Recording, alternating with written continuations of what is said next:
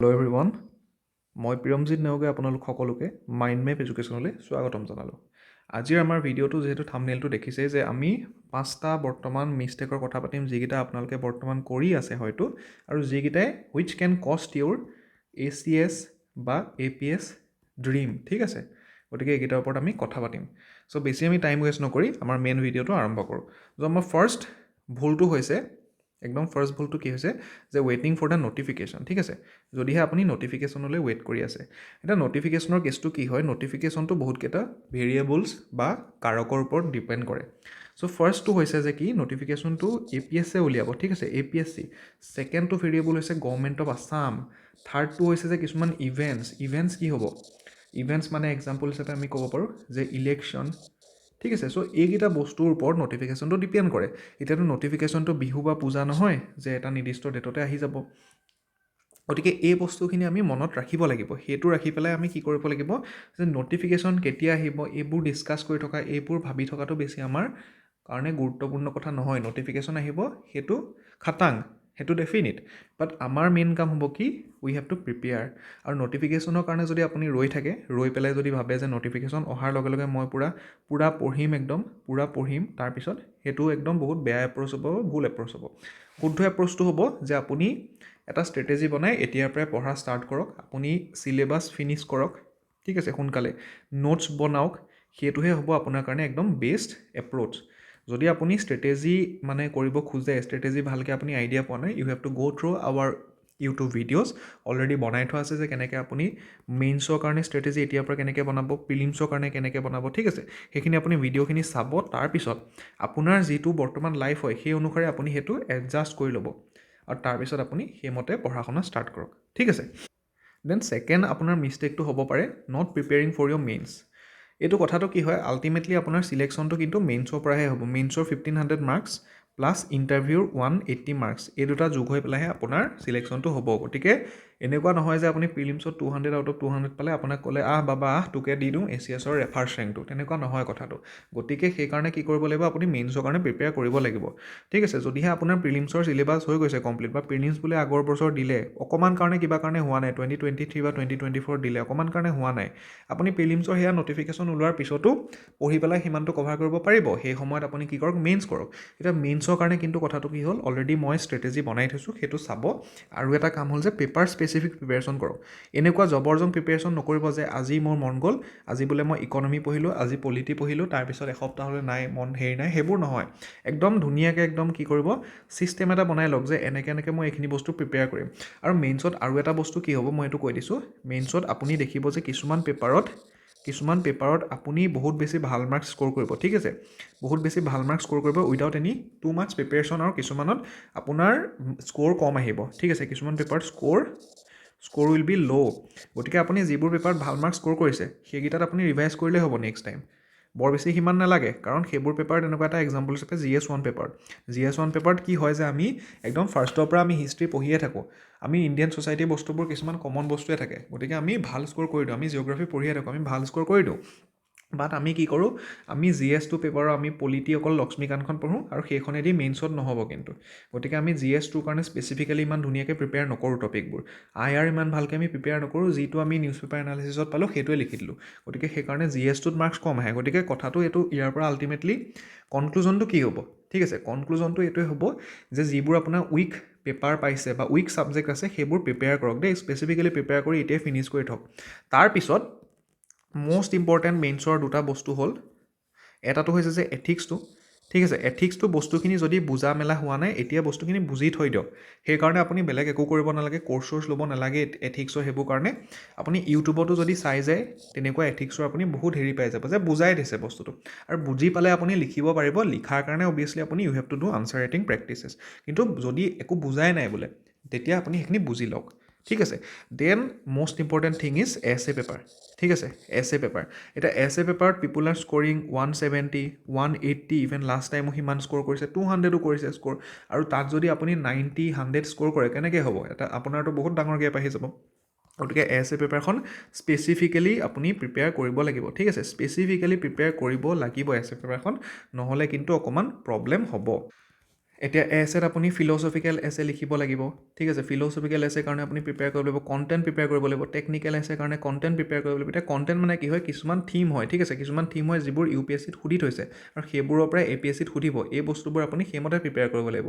এছেত এইটো এপ্ৰ'চটো ভুলতো নল'ব, এপ্ৰ'চ বহুতে দিয়ে, কিছুমানে দিয়ে, কেলৈ দিয়ে নাজানো এইটো এপ্ৰ'চ, তেওঁলোকে চাগে আগতে এইটো ক্লিয়াৰ কৰিছিলে তেনেকৈ দি, বাট এতিয়াতো নহ'ব যে আপুনি GSৰ কাৰণে পঢ়িছে নহয় সেইটো এনাফ হয়, আপুনি পৰীক্ষাত লিখিবগৈ পাৰিব। কিন্তু এইটো বহুত বেছি এটা ভুল এপ্ৰ'চ বুলি মই ভাবোঁ, কাৰণ বৰ্তমান সময়ত কম্পিটিশ্যনটো বহুত বেছি বাঢ়ি গৈছে।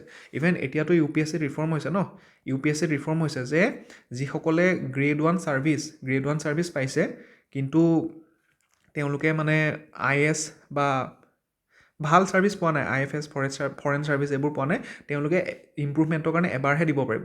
এতিয়া সেইবোৰ মানুহে কি কৰিব, যিবোৰে লাইক তেনেকুৱা তলৰ ছাৰ্ভিচ পাইছে কিন্তু সেই চিভিল ছাৰ্ভিচৰ পোৱা নাই, তেওঁলোকে অভিয়াছলি ষ্টেট PCSবোৰ দিব, ঠিক আছে। এতিয়া APSCৰো মই অসমৰ এনেকুৱা মানুহ জানো যিয়ে আজিলৈকে APSC দিয়া নাই, UPSCত ইণ্টাৰভিউ দি আছে, ঠিক আছে। গতিকে তেওঁলোকেতো দিবই ন। আকৌ লাইক যিবোৰ এতিয়া কোচিং কৰি আছে, ভালকৈ কৰি আছে, মানে একদম পূৰা একাডেমিকেলি ব্ৰিলিয়াণ্ট ষ্টুডেণ্ট, সেইবোৰ মানুহো আহিব APSCলৈ। গতিকে আপোনাৰ কি হ'ব যে লেভেলটো বাঢ়ি গৈ আছে কিন্তু, গতিকে আপুনি সেইকাৰণে ভালকৈ প্ৰিপেয়াৰ কৰিব লাগিব।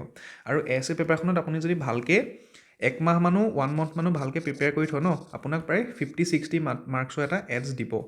অলৰাইট, সিমানটো এডছটো দিব, আপোনাৰ ভালকৈ দিব। আৰু একদম এইটো প্ৰুভেন যে আপুনি যদি ভালকৈ প্ৰিপেয়াৰ কৰে মাৰ্কছ পাবই, ঠিক আছে। গতিকে সেইটোৱে মূল কথাটো। আৰু এছে কাৰণে আপুনি যদি if you want to prepare, আমাৰ এটা প্ৰগ্ৰেম আছে সৃষ্টি বুলি, ঠিক আছে, সৃষ্টি বুলি প্ৰগ্ৰেম আছে। এই প্ৰগ্ৰেমটো যিটো আমাৰ গৌৰৱ ছাৰ হয়, তেওঁ এছেত হি স্ক'ৰ্ড 180 মাৰ্কছ, ঠিক আছে, 180+ মাৰ্ক তেওঁ স্ক'ৰ কৰিছে আৰু তেওঁ এই প্ৰগ্ৰেমটো লিড কৰিছে। সেইটো আপুনি এনকুৱাৰী কৰি চাব পাৰে, ঠিক আছে। সেই প্ৰগ্ৰেমটো আপুনি ভালকৈ লৈ পেলাই এছেখিনি প্ৰিপেয়াৰ কৰি থ'ব পাৰে এতিয়াই। অলৰাইট, তাৰপিছত আহিলে আমাৰ নেক্সট প্ৰব্লেমটো বা নেক্সট মিষ্টেকটো, সেইটো হৈছে টু মেনি অপশ্যন। এতিয়া টু মেনি অপশ্যনটো কি ক্ষেত্ৰত মই কৈছোঁ মই কৈ দিছোঁ, ঠিক আছে। টু মেনি অপশ্যন দুটা ধৰণত কৈছোঁ মই, এটাটো হৈছে ৰিচ'ৰ্চেছ আৰু এটাটো হৈছে যে মাইণ্ডছেট, ঠিক আছে। আমি এই দুটা বস্তু বুজিম। এতিয়া ৰিচ'ৰ্চেছ মানে কি হয়, আপুনি যদি এটা টপিকৰ কাৰণে, এটা ছাবজেক্টৰ কাৰণে, আপুনি বোলে হিষ্ট্ৰীৰ কাৰণে যদি আপুনি 4খনমান বুক উঠাইছে, একদম ফকতীয়া কাম কৰি আছে আপুনি, মই এইটোৱে ক'লোঁ। 4খনমান যদি বুক উঠাইছে, এখনেই কিতাপ লওক, সেইখনকে বাৰম্বাৰ পঢ়ক, সেইখনৰ পৰাই নোট বনাওক। বেছি ৰিচ'ৰ্চেছ ইমান পিছত দৌৰি নাথাকিব, ইমান বেছি ৰিচ'ৰ্চেছ নালাগে আপোনাৰ পৰীক্ষাত মানে এক্সামটো পাছ কৰিবলৈ। কিন্তু এটা ৰিচ'ৰ্চে যদি আপুনি বাৰম্বাৰ কৰি থাকে, আপোনাৰ সেইটো মনত ৰৈ যাবগৈ, ঠিক আছে। ব্ৰুচলিয়ে কি কৈছিলে, I don't fear the person who know 1000 kicks, but I fear the person who practice 1 kick 1000 time, ঠিক আছে, 1000 time। গতিকে আপুনিও সেইটো কাম কৰক, সেইটো কাম কৰিলেহে কামত দিবগৈ। দেন আহিলে মাইণ্ডছেটৰ ক্ষেত্ৰত কি হয় যে, এইটো মই কিন্তু সকলোকে কোৱা নাই, এইটো সেইসকলক কৈছোঁ যিসকল 20 to 25 ইয়াৰ্ছৰ ভিতৰত আছে আৰু তেওঁলোকৰ বৰ্তমান মানে ফাইনেন্সিয়েলি হওক বা সেই মেণ্টেলি এটা ভাল অৱস্থাত আছে, ঠিক আছে, বৰ বেছি প্ৰেছাৰটো নাই তেওঁলোকৰ। এতিয়া আপোনালোকে যদি মানে প্ৰিপেয়াৰ কৰিব খুজিছে, APSCৰ কাৰণে প্ৰিপেয়াৰ কৰি আছে, আপুনি চিভিল ছাৰ্ভিচতে মানে আবদ্ধ থাকক 1 বছৰৰ কাৰণে, এটলিষ্ট 1 বছৰৰ কাৰণে প্ৰিপেয়াৰেশ্যনটো ইয়াতে আবদ্ধ থাকক। আপুনি বৰ বেছি বেলেগ জেগাত মুখ নামাৰিব, বেলেগ মানে এক্সামৰ কথা এতিয়া নাভাবিব যে আমুক দিম তামুক দিম, নালাগে। 1 বছৰ আপুনি অনেষ্টলি প্ৰিপেয়াৰ কৰক, 1 year অনেষ্টলি প্ৰিপেয়াৰ কৰক, আৰু ইট উইল ৱৰ্থ ইট। কৈছোঁ ন মই, আপুনি যেতিয়া মানে ACS বা APS পাই যাব ন, এটাই কথা ক'ম, মই বেছি কৈ নাথাকোঁ এইটো ক্ষেত্ৰত, বেছি কথাটো ক'ব নোৱাৰি। ACS বা APS যেতিয়া পাই যাব নহয়, আপুনি গম পাব যে এইবোৰ মই কি ছাৰ্ভিচৰ কথা ভাবি আছিলোঁ, এইবোৰহে আছলি মানে ছাৰ্ভিচ, ইয়াতে মই কাম কৰিব পাৰোঁ মানুহৰ কাৰণে, ইয়াতহে মই সেই ৰেচপেক্টটো পাইছোঁ। গতিকে সেইটো পাই যাব, আপোনাৰ চেঞ্জ হ'বলৈ লাইফটো বেছি টাইম নালাগে। কিন্তু অবভিয়াছলি যদি আপোনাৰ কিবা প্ৰব্লেম আছে, ঘৰুৱা সমস্যা আছে, বা সোনকালে কিবা এটা কৰিব লাগে, অবভিয়াছলি তেতিয়া আপুনি যাব লাগিব, কিবা এটা কৰিব লাগিব। গতিকে সেইসকলৰ কাৰণে কোৱা নাই, মই সেইসকলকে কৈছোঁ যিসকল বৰ্তমান এটা ষ্টেবল পজিশ্যনত আছে, ঠিক আছে। গতিকে সেইটো ক্ষেত্ৰত বহুত বেছি অপশ্যন ল'ব নালাগে, বহুত বেছি অপশ্যন ল'লে দিগদাৰ হ'ব, both in the resources and mindset. Then fourth প্ৰব্লেমটো কি যে completely relying on external institution. So' এই বস্তুটো কি হয় যে, এই বস্তুটো আপুনি যদি মানে ৰিলাই কৰিছে, ডিপেণ্ডেণ্ট হৈ গৈছে কমপ্লিটলি, বোলে কিবা আপুনি কোচিং লৈছে ক'ৰবাত, এতিয়া কোচিঙৰ ওপৰতে যদি কমপ্লিটলি ডিপেণ্ডেণ্ট হৈ গৈছে, এইটো নহ'ব কিন্তু দেই। ছেল্ফ ষ্টাডি নকৰাকৈ আপুনি এইটো এক্সাম ক্ৰেক কৰিব নোৱাৰে। ছেল্ফ ষ্টাডি নকৰিলে আপুনি ক্ৰেক কৰিব নোৱাৰে, মই এইটো দলিলত লিখি দিম, ঠিক আছে, নটাৰী আগত গৈ লিখি দিম, ছেল্ফ ষ্টাডি নকৰাকৈ অকল কোচিং কৰি নোৱাৰে। এতিয়া কোচিং কিন্তু মই সেই বুলি বেয়া বুলি কোৱা নাই দেই, এইটোও ইম্পৰ্টেণ্ট হয়, কিছুমান মানুহৰ কাৰণে ইম্পৰ্টেণ্ট হয়, কাৰণ সেইখিনি মানুহে ধৰি লওক যে মানে ফাউণ্ডেশ্যনখিনি নাই, গতিকে সেইটো কাৰণে ইম্পৰ্টেণ্ট হয়। কিন্তু আল্টিমেটলি আপুনি ছেল্ফ ষ্টাডি কৰিবই লাগিব, আপুনি অকল ক্লাছকেইটা কৰি পেলাই কোচিঙৰ ক্লাছকেইটা কৰি নোৱাৰে। আল্টিমেটলি কি হয়, কিবা ইনষ্টিটিউশ্যন হওক বা সেই চ'ৰ্চবোৰ হয়, সেইটোৰ 10 to 15% থাকিব, হেৰিখিনি আপোনাৰ মানে কণ্ট্ৰিবিউশ্যনখিনি, বাকী 80 to 85% আপুনি নিজে হাৰ্ড ৱৰ্ক কৰিবই লাগিব, হয় নে নহয়? গতিকে এইখিনি বস্তু কৰিব লাগিব। যদি আপুনি কমপ্লিটলি ৰিলাই কৰি দিছে বা তেনেকৈ মানে ষ্ট্ৰেটেজিটো বনাইছে যে মই অকল এইখিনি কৰিয়ে মই ক্লিয়াৰ কৰিম এক্সামটো, ন' ডেট ইজ এ ভেৰি ৰং এপ্ৰ'চ। আপুনি সেইটো ক্ষেত্ৰত ইউ হেভ টু ৰি ইণ্ট্ৰস্পেক্ট। All right, so' now coming to the next মানে নেক্সট মিষ্টেকটো কি হয় যে approaching it as a do or die situation. ঠিক আছে, এই বস্তুটো কি হয়, এই বস্তুটো মই কৈ দিছোঁ দেই, এই বস্তুটো কিন্তু বহুতৰ মানে এইটো মানে প্ৰব্লেম এটা হ'ব পাৰে। চ' আমি মষ্ট অফ দ্য ক্ষেত্ৰত কি দেখোঁ আমি যে you have to take it as a do or die situation. আমি 12 ফেইল বুলি মুভি এখনো বনিছিলে, তাতো আমি দেখিছিলোঁ যে একদম ডু অৰ ডাই মানে তেনেকুৱা ধৰণৰ। এইটো বস্তুটো কি হয় যে এই বস্তুটো বৰ এটা ভাল নহয়। এইটো মষ্টলি বেছড হয় মটিভেশ্যনৰ ওপৰত বা সেই ফায়াৰটোৰ ওপৰত বা সেই জ'চটোৰ ওপৰত। ঠিক আছে, কিন্তু চাইণ্টিফিকেলি এইটো বস্তু দেখা গৈছে যে মটিভেশ্যন হওক, জ'চ হওক বা সেইটো ফায়াৰটো হওক ন, এইটো বেছি দিন নাথাকে, 3-4 দিনৰ পিছত গুচি যাব আৰু বহুত লেতেৰা বাৰ্ণ আউট হয়, একো কাম কৰিবলৈ মন নাযায়। গতিকে আপুনি সেইটো তেনেকুৱা মানে ডু অৰ ডাই হিচাপে নহয় যে কৰিম মৰিম তেনেকুৱা হিচাপে নহয়, আপুনি এইটো এটা ডিচিপ্লিনড এক্সাৰচাইজ হিচাপে ল'ব লাগিব। ঠিক আছে, ডিচিপ্লিনড এক্সাৰচাইজ হিচাপে অলৰাইট, যে আপুনি এইটো কৰি আছে কাৰণ এইটো ইম্পৰ্টেণ্ট হয় সেইটো হিচাপে, মানে সেই মেচিয়ৰিটিটো লাগিব। ঠিক আছে, মেচিয়ৰিটিটো লাগিব। ইমেচিয়ৰ হিচাপে সেই সন্দীপ মাহেশ্বৰী ভিডিঅ' চাই আমি সৰুতেতো সকলোৱে চাইছিলোঁ ন, একদম যেনেকৈ মানে জ'চ আহি যায় ক্লাছ 9-10ত সন্দীপ মাহেশ্বৰী ভিডিঅ' চাওঁতে, সেই বস্তুটো এতিয়া মানে কামত নাহে সিমান। আপুনি ultimately you have to build system, আপুনি you have to be disciplined. ঠিক আছে, আৰু এই ডু অৰ ডাই মানে এইটো মাথাৰ পৰা আঁতৰাই দিয়ক। যদি এনেকুৱা কিবা ভাবিছে যে ডু অৰ ডাই কিবা চিবা, এইবোৰ আঁতৰাই দিয়ক মূৰৰ পৰা, এইটো নালাগে। আপুনি ৰিলেক্সড হৈ পেলাই আপুনি প্ৰিপেৰেশ্যনটো কৰক, আৰু আপোনাৰ যদি প্ৰডাক্টিভিটি নাবাঢ়ে আপুনি মোক ক'ব। প্ৰডাক্টিভিটি যদি আপোনাৰ বাঢ়ি নাযায় মোক ক'ব। ঠিক আছে, একদম ৰিলেক্স হৈ কৰক। আপোনাৰ কাৰণে আপোনাৰ ব্ৰেইনটোৱে কি কৰিব, তেতিয়াহে বেছিকৈ বস্তুবোৰ সোমাব পাৰিব ব্ৰেইনত। গতিকে আমি কি কৰিব লাগিব, বেছি মটিভেশ্যন বা আমি ফায়াৰ বা জ'চৰ ওপৰত আমি বেছি মানে এমফেচাইজ কৰিব নালাগে। উই হেভ টু এমফেচাইজ মোৰ অন ডিচিপ্লিন এণ্ড কনচিষ্টেঞ্চি।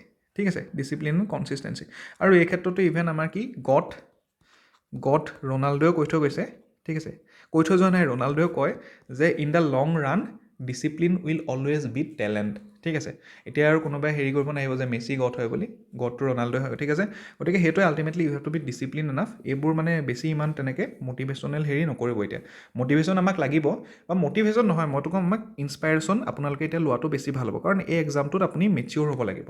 ঠিক আছে, মেচিয়ৰ হ'ব লাগিব। বেছি আমি জচিলা কথা ইমান বেছি গুৰুত্ব নিদিওঁ। এইবোৰ বহুত বস্তু মানে মাৰ্কেটিং হয়, মাৰ্কেটিং গিমিক হয় এইবোৰ, জ'চ ট'চ মটিভেশ্যন। গতিকে এই বস্তুটোৰ পৰা আমি ওপৰলৈ উঠিব লাগিব, ইয়াৰ পৰা ওপৰলৈ উঠি আমি প্ৰিপেৰেশ্যনটো কৰিব লাগিব।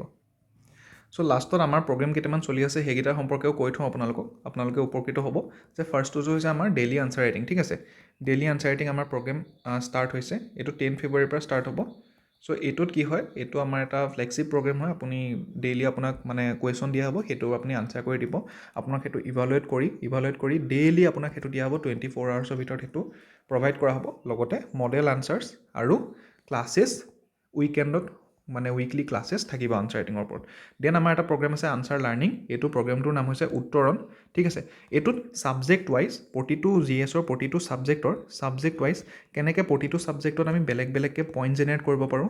ঠিক আছে, বেলেগ ইউনিক ডাইমেনশ্যন লিখিব পাৰোঁ, ইন্ট্ৰডাকশ্যন কেনেকৈ আমি বেলেগ লিখিব পাৰোঁ, কনক্লুজন কেনেকৈ আমি বেলেগ লিখিব পাৰোঁ, এই বস্তুবোৰৰ ওপৰত আপোনাৰ এটা আছে, এই প্ৰগ্ৰেমটো আছে। এইটো অকণমান এডভান্স লেভেলৰ প্ৰগ্ৰেম হয়। আপোনাৰ যদি মানে হেৰিখিনি ফিনিছ কৰা নাই এতিয়ালৈকে, তেতিয়া এইটো নালাগে। আপুনি যদি আপোনাৰ মানে চিলেবাছখিনি ফিনিছ কৰিছে, ষ্টেণ্ডাৰ্ড বুকছ পঢ়িছে, তেতিয়া এই প্ৰগ্ৰেমটো কিন্তু আপোনাৰ কাৰণে ভাল হ'ব। ঠিক আছে, চ' এইটোৰ 2টা demo classes has been uploaded in our Telegram channel. সেইটো হৈছে মাইণ্ড মেপ APSC। ঠিক আছে, Telegram channel mind map APSC। এইটোৰ আপোনাৰ লিংকটো আমাৰ এই ভিডিঅ'টোৰ তলত ডেছক্ৰিপশ্যনত দি দিয়া হ'ব। দেন এছে পেপাৰ কথাটো ক'লোৱে, আমাৰ এটা প্ৰগ্ৰেম আছে, সৃষ্টি বুলি প্ৰগ্ৰেম এটা আছে এছেৰ। দেন আহিলে নেক্সট আছাম পেপাৰ।